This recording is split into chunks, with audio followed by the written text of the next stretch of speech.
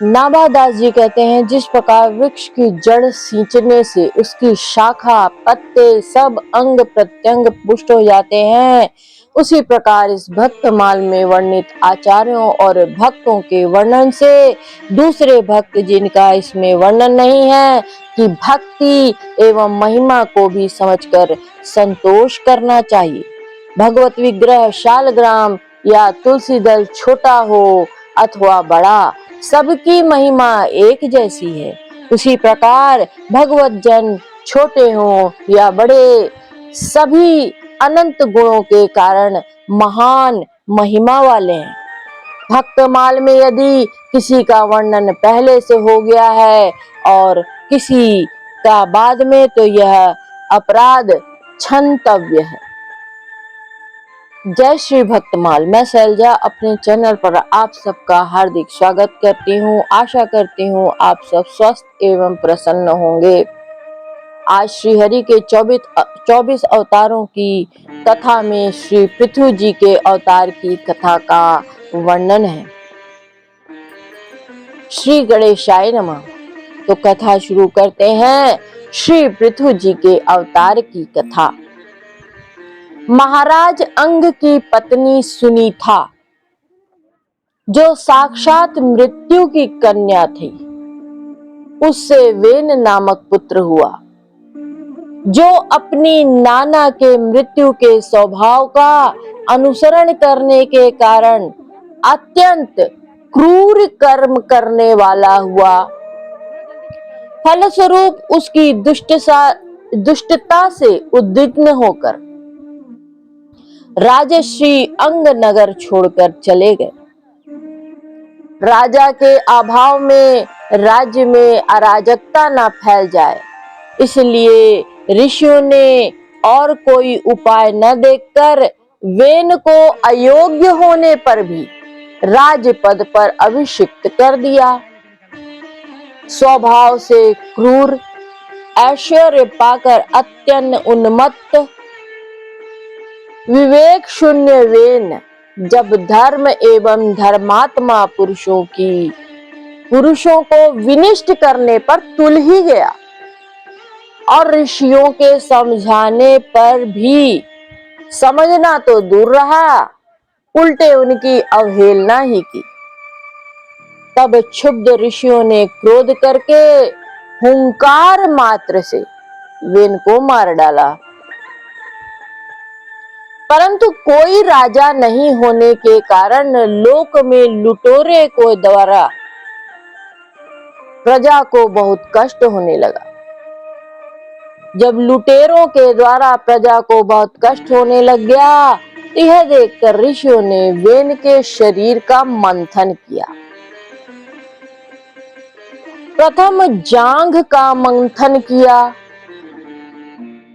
तो उसमें से एक बौना पुरुष कुरूप काला कलूटा उत्पन्न हुआ, और जब उसने पूछा कि मैं क्या करूं, तो ऋषियों ने कहा निषिद्ध अर्थात बैठ जा। इसी से वह निषाद कहलाया। फिर वेन की भुजाओं का मंथन किया तो एक स्त्री पुरुष का जोड़ा प्रकट हुआ। ऋषियों ने पुरुष को पृथु और नाम से एवं स्त्री को अर्ची नाम से संबोधित किया।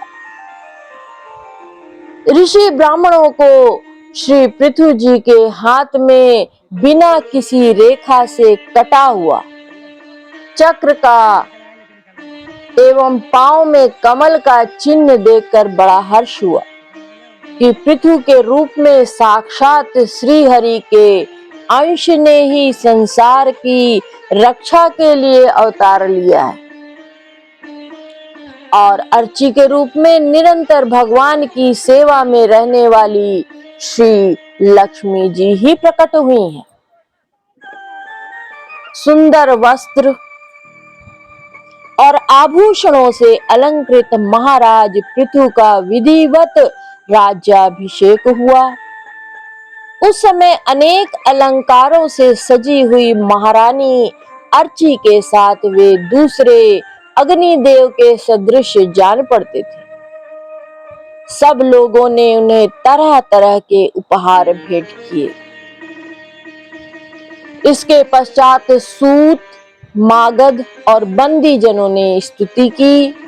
ब्राह्मणों ने पृथ्वी जी को प्रजा का रक्षक घोषित कर दिया। वेन के अत्याचार से उत्पीड़ित पृथ्वी ने समस्त औषधियों को अपने में छिपा लिया था, और चूंकि बहुत समय बीत गया था, तब वे औषधियां पृथ्वी के उदर में जीर्ण हो गई थी। यही कारण है कि जब श्री पृथु जी का राज्य हुआ, तब भी पृथ्वी रसा होकर भी रसहीना ही बनी रही। फलस्वरूप भूख के कारण प्रजाजनों के शरीर सूख कर कांटे हो गए थे। उन्होंने अपने स्वामी पृथु के पास आकर कहा। तब पृथु जी ने क्रोध में भरकर पृथ्वी को लक्ष्य कर बाण चढ़ाया। पृथ्वी प्रथम तो डरकर गोरूप धारण कर भागी, परंतु कहीं भी बचाव न देखकर श्री पृथु जी की शरण में आ गई।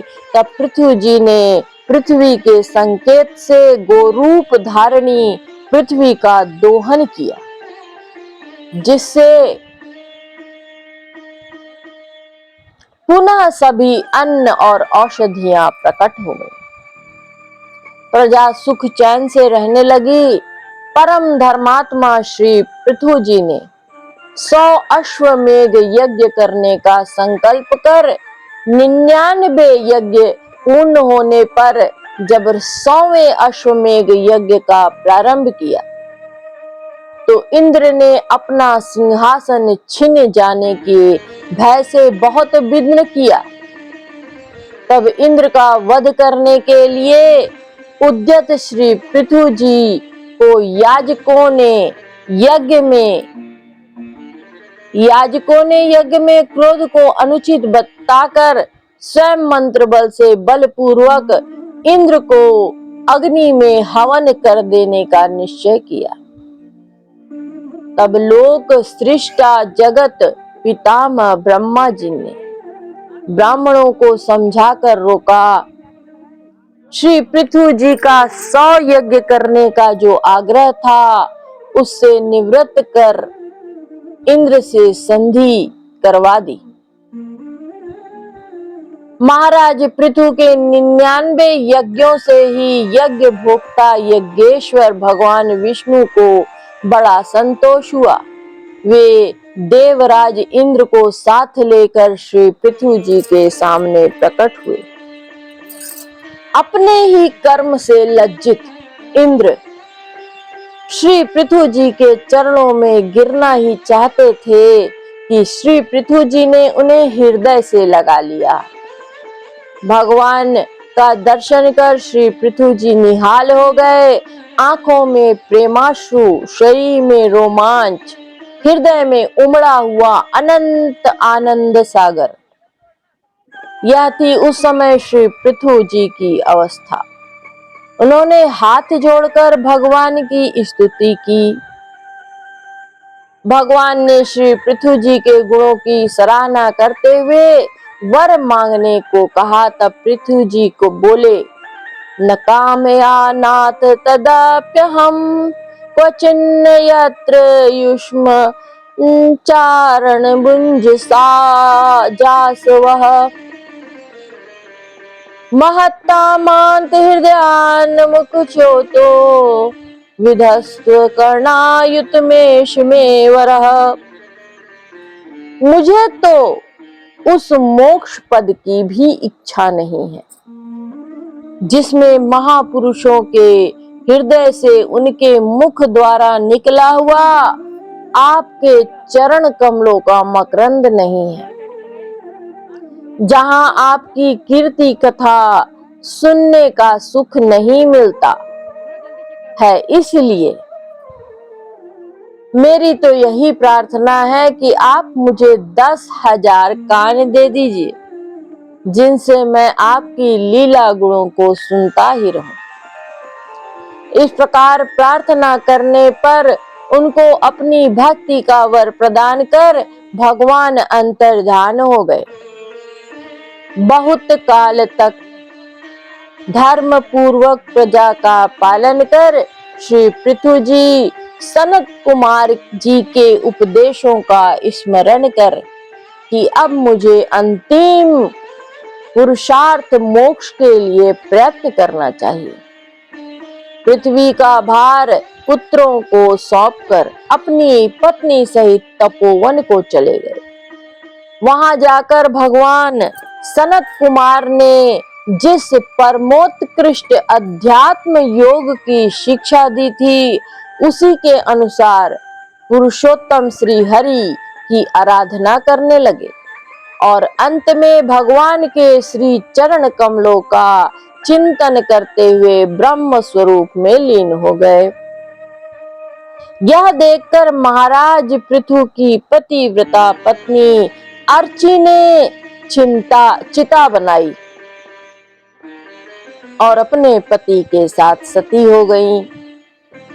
परम साध्वी अर्ची को इस प्रकार अपने पति वीरवर पृथु का अनुगमन करते देख सहस्त्रों वरदायिनी देवियों ने अपने अपने पतियों के साथ उनकी स्तुति की। वहां देवताओं के बाजे बजने लगे।